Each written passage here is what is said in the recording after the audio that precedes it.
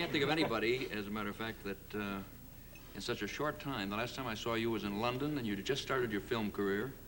You'd given up football. A fantastic football career. I think, without question, the greatest professional football player of all time. Given that up, well, it's true, deserved. And we're just starting, working on Dirty Dozen, starting the film career. In the last 2 years, you've made, what, 8 films? 8 films, yes.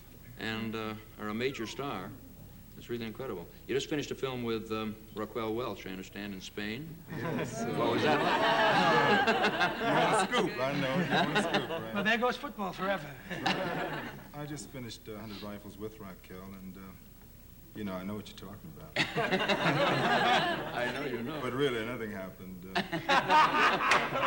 After the love scene, which is a very hot love scene, you know, it's a fantastic love scene, we stopped talking because, you know, she's married.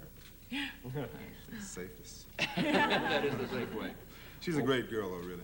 I think this will probably be her finest performance. I certainly hope so.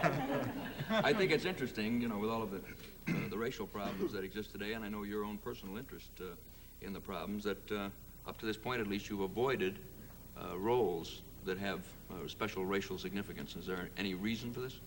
Well, actually, what happened to me was that I got tremendous opportunity from MGM to do roles, good parts, good properties, and that was my first consideration. It wasn't a matter of actually avoiding racial roles, but in a way it worked out well because I've been playing men, period, you know, good parts, and now I'll get a chance to maybe do a couple of racial roles, but now I think I'll get a chance to pick the ones that I want to do.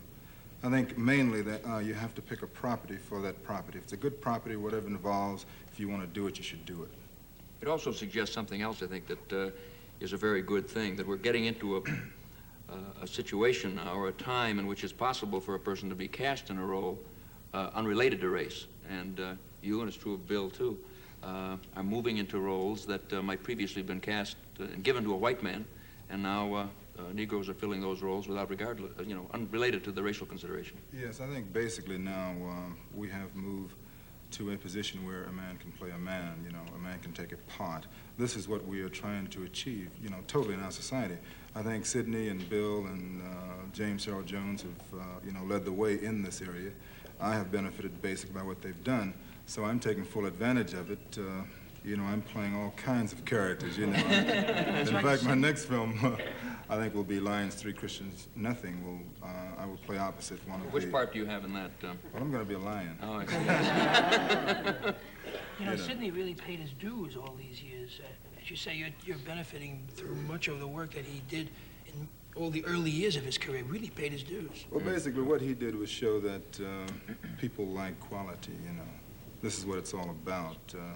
He brought quality to the screen. He became a movie star. He played racial roles. He played some non-racial roles. He did everything. And he's a star in the true sense of the word, and that's what it's all about. And all of us naturally will benefit from that. I think Bill benefited from that.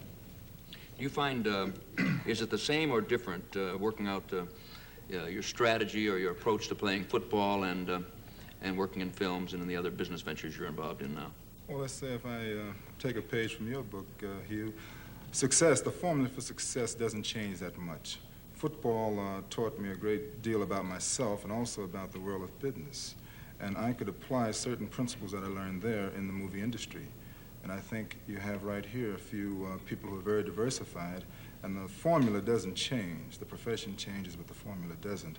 So I think it's, my training there was very valuable. I think they're very similar in many, many ways.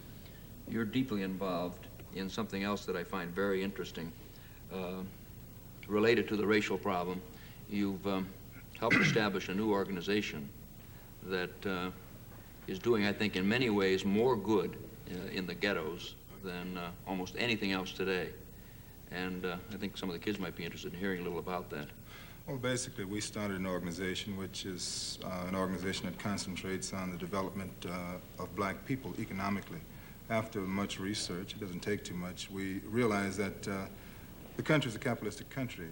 The issue all over the world, and especially here, is one of the haves and the have-nots. So we're not looking for social acceptance. We're not concentrating on integration. We're concentrating on supplying the two basic things that black people need in this country, expertise and financing.